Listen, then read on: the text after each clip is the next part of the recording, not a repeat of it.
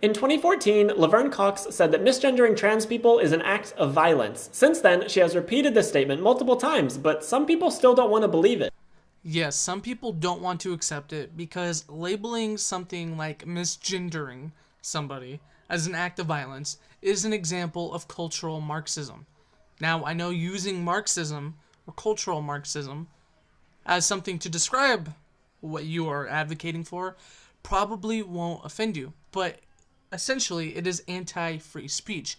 And not to compare her to Adolf Hitler like many lefties do, but trying to label having an opinion on something as an act of violence is equivalent to something what Adolf Hitler would have done, such as burning books, burning literature, just because you disagree with it or because you're afraid that it might teach people to disagree with your opinion. And by saying that misgendering people is an act of violence, you're basically saying that if a scientific study comes out, which there has been many scientific studies, if a scientific study comes out and says there's only two genders, two functioning genders, or that your genitals determines whether or not you are a boy or a girl, you are calling that an act of violence. So I thought I'd explain why intentionally misgendering trans people is an act of violence and why you shouldn't do it. But to get started, we need some definitions. Misgendering is the act of referring to someone by the wrong gender or implying that they are a gender that they are not. Okay, listen, you can have your word misgendering. Okay, fine. You can have it. I'll let you have that. But suggesting that what I am doing is an act of violence or is a violent crime is cultural Marxism as I explained it, which is anti-free speech. You don't like my opinion, so you think that you can use the force of government to put me in jail or punish me for it because you don't like it. Call me a bigot, call me mean, but don't use the government to force me to agree with you. So if you call a boy she or refer to him as a girl, that's misgendering. You can misgender cis people or trans people, but it's particularly dehumanizing when done to trans people, and it's something that basically all trans people have to deal with at some point. Okay, listen, not that I really want to, dive into my opinion on transgender people, but I guess I'm going to. Saying that misgendering somebody is dehumanizing is ignoring the fact that cutting off your dick is dehumanizing, or making a dick out of your boobs or your extra fat or skin that females have that men don't is dehumanizing because humans are not amphibious or amphibians. Okay? Humans are not amphibians. Let me say that one more time. Humans are not frogs.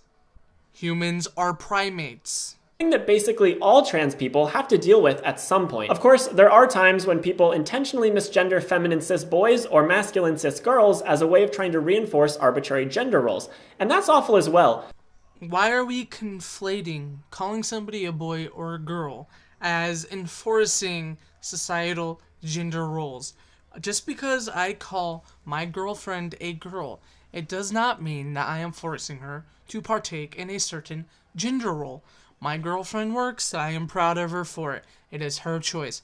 If she does not want to have kids, then fine. I guess I'll either have to find somebody who wants kids or deal with it or talk to her about it or something like a real relationship. My girlfriend doesn't want to cook, which she's not really a cook. I am, then fine. I will be the one that cooks. If my girlfriend isn't a maid or doesn't have enough time to clean, if I have the time to clean, I will clean. Calling somebody a boy, calling somebody a girl is not enforcing gender roles. Calling somebody a girl is stating that they have XX chromosomes, a vagina, and tits. Saying that somebody is a boy means they have a penis, XY chromosomes, and, well, they're a man. They produce semen. But I'm mainly going to be discussing misgendering towards trans people in this video. Violence is a harder thing to define. Several dictionaries say that it involves the use of physical force, including the Merriam-Webster and Oxford dictionaries. However, dictionaries are not intended as all-knowing, unchangeable rulebooks. They change and adapt over time as our usage changes. They are almost always descriptive rather than prescriptive nowadays. I would argue that their definition of violence is outdated and doesn't encompass all of the forms of violence we recognize today. And the World Health Organization agrees with me. In their 2000 2002 World Report on Violence and Health, the WHO defined violence as the intentional use of physical force or power, threatened or actual, against oneself, another person, or against a group or community that either results in or has a high likelihood of resulting in injury, death, psychological harm, maldevelopment, or deprivation. So essentially what you are saying is that you played a game of mental gymnastics to explain why violence isn't physical force, but you explained that violence is physical force, or forcing somebody to do something physically, blah blah blah, or that causes them harm. What that definition does not explain, even through your mental gymnastics and loopholes that you just tried to use to explain misgendering as an act of violence, you still don't get to say that if somebody calls you something that you don't like, or if somebody calls you something that you feel like you aren't, even if scientifically you are, and according to hormones and blah blah blah, or they don't agree with you if they have a differing opinion than you, that is somehow violence. That is not violence. That is you attempting to be a cultural Marxist. Your definition still does not mean what you think it means.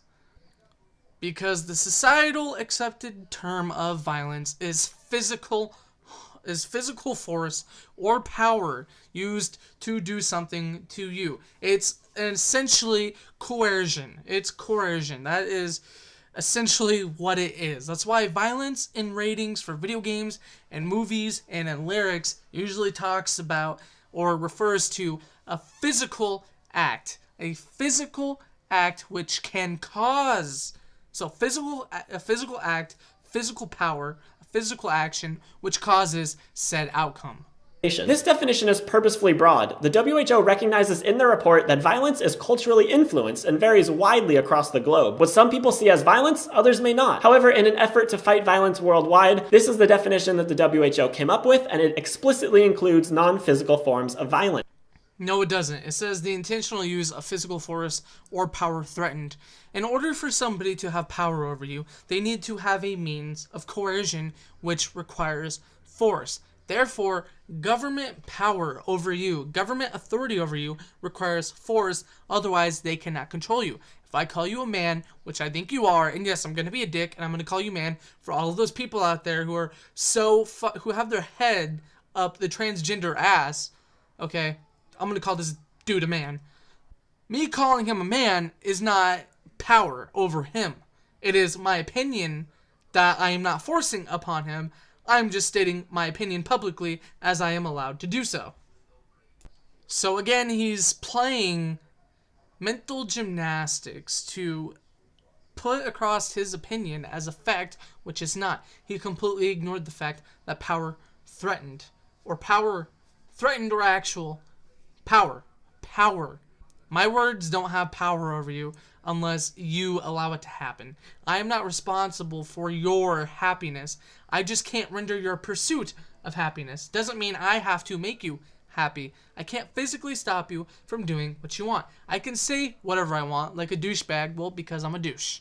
They say physical force or power, and they note that power isn't necessarily physical. It includes all types of societal power imbalances. Plus, their definition states that violence doesn't have to result in physical injury or death. Instead, it can result in psychological harm. Given that this is the definition that experts on the topic of violence have come up with, I would argue that it's a much better and more effective definition than the one currently listed in most dictionaries. Okay, and you as a man looking like a wannabe woman scares me and therefore causes psychological harm to me.